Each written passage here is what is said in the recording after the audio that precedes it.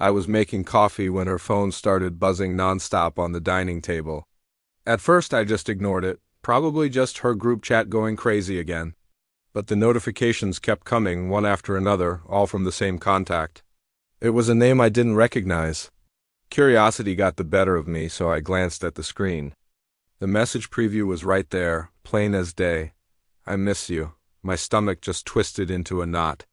I quickly put the phone back exactly where it was, pretending I hadn't seen a thing. A minute later, she came downstairs, humming softly to herself. As soon as she checked her phone, the humming stopped. She looked up at me, her eyes darting quickly, almost suspiciously. "Is everything okay?" I asked, trying to keep my voice steady. "Yes," she said, but it was too quick, too sharp. Her voice cracked just the tiniest bit, but I heard it. She grabbed her bag and mumbled something about having errands to run. I just stood there and watched her leave, feeling the cold wind from the open door brush against my face. Suddenly, the house felt way too quiet without her. I sat on the couch, the message preview replaying in my head over and over. I told myself not to jump to conclusions, that there had to be a logical explanation. But a little voice inside me whispered that this wasn't nothing. This felt different. I opened our shared calendar on my phone, and that's when I saw it.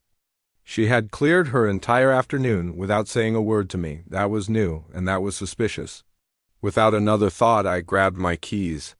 My gut was screaming at me, and I decided to follow it. I parked my car down the street from a small cafe on the other side of town, the kind of place we never went to, and then I saw her car pull in. I just watched from a distance, my heart pounding, not sure if I should go inside or just wait. A few minutes later, a man walked up to her car.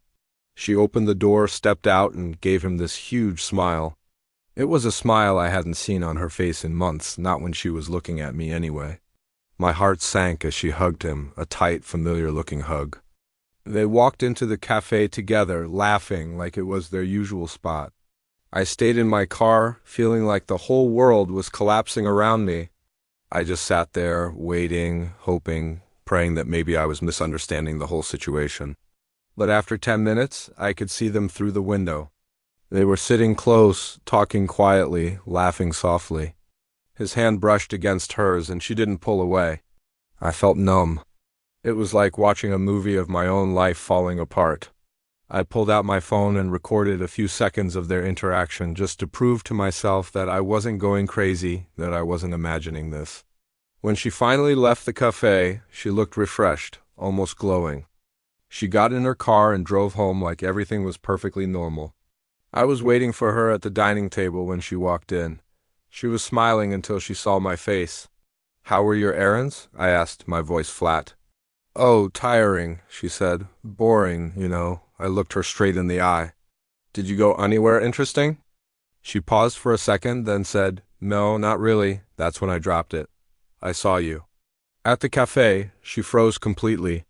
Her eyes widened just a little before she looked down at her hands on the table. "I can explain," she whispered, but her voice was shaky.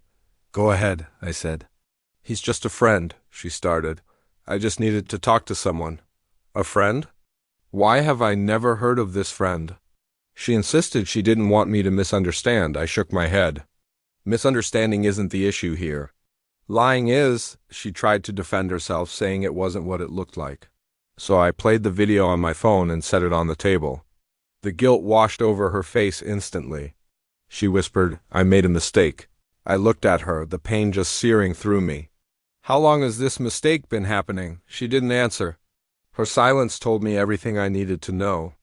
I couldn't sit there anymore. It hurt too much to look at her. I stood up and she tried to grab my hand, but I pulled it back. The tears started rolling down her face. "I don't want to lose you," she cried.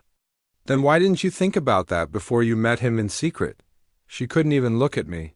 I told her that trust isn't something that just magically comes back once it's broken. She pleaded, "I'll fix it. Just give me a chance." "I need space," I said, my voice barely a whisper. "I need to think." She begged me not to leave the house. I looked at her, feeling completely hollowed out. "I'm not leaving," I said. "You are."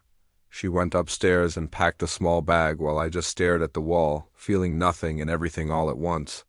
When she came back down, her face was red and swollen from crying. Is this really happening? She asked. I nodded. It already happened. The moment you chose him over honesty. She walked out the door so slowly, probably hoping I'd stop her.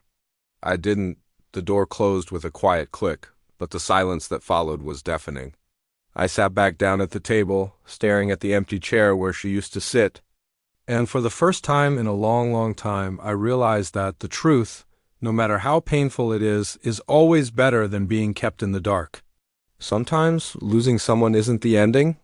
Sometimes it's the beginning of finally finding yourself again. Thank you for watching. If you've ever been through something like this, know that you're not alone. Don't forget to like and subscribe for more stories.